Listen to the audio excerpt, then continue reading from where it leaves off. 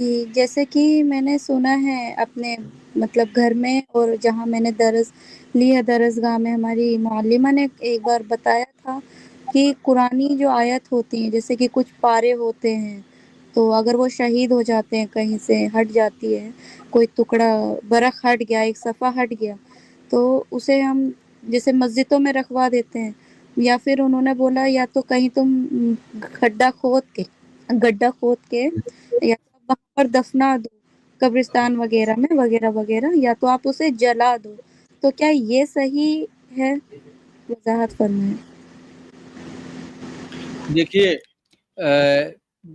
کئی چیزیں آپ نے کی. پہلا لفظ ہے اس کو شہید سے تعبیر کرنا، تو یہ ایسے لفظ ہے، قرآن اللہ کا کلام و شہید کیسے ہو سکتا ہے نا؟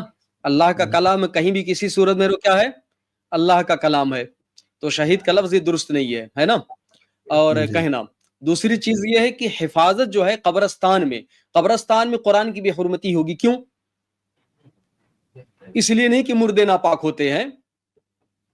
اب دیکھیے انسان جب ہے تو اس کی ہڈیاں سڑی گڑیں گی، مختلف چیزیں، تو اس وجہ سے ایک چیز تو یہ ہے. اور جب کھدائی ہوگی تو لوگوں کے پیر پڑیں گے، اگر وہ چیز ضائع مکمل نہیں ہو گئی ہے تو یہ چیز ہوں گی. تو یہ چیز نہیں مقصود ہے کہ ایسے ہی کہیں بھی کھڈا کھود کر کے، گڑھا کھود کر کے، تو یہ دھیان نہیں کہ وہ چیز زمین ناپاک نہ ہو. اب جیسے زمینیں بہت ساری ناپاک ہوتی ہیں، اس میں وہاں پر گندگی ہوتی ہے، پانی گندا پانی جاتا ہے، تو مقصود یہ کہ کہیں بھی جگہ ہو اس کی تقدیس برقرار رہے اور وہ چیز ضائع ہو. اگر نہ کر سکے تو اس میں مطلب جیسے محلہ ہے، مسجد کمیٹی ہے، یا مسلمانوں کی مختلف تنظیمیں، ان کو کوشش کرنی چاہیے اور ہر مسلمانوں کو اپنے علاقے کے لوگوں کو اس پر ابھارنا چاہیے، کیونکہ اجتماعی چیز ہے اور سب کی ضرورت ہے کہ لوگ ایسا کام کرو، اس کے ذریعے سے کام ہو. اگر نہیں ہو رہا ہے تو کہنا چاہیے، لیکن کہنا مقصود یہ کہ کوئی بھی طریقہ اختیار کیا جائے، قرآن کی کسی بھی اعتبار سے اہانت نہ، حتیٰ کی تدفین میں بھی، جلانے میں بھی، اگر قرآن کی آیات کی شکل باقی رہ جاتی ہے جلانے کے بعد اور واضح،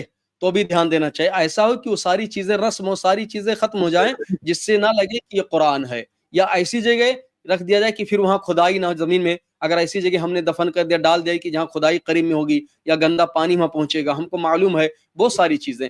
تو ان سب چیزوں کا لحاظ رکھنا چاہیے. مقصود یہی ہے کہ قرآن کی عزت اور اس کا احترام باقی رہے، اللہ کا کلام ہے، بے حرمتی نہ ہو. جی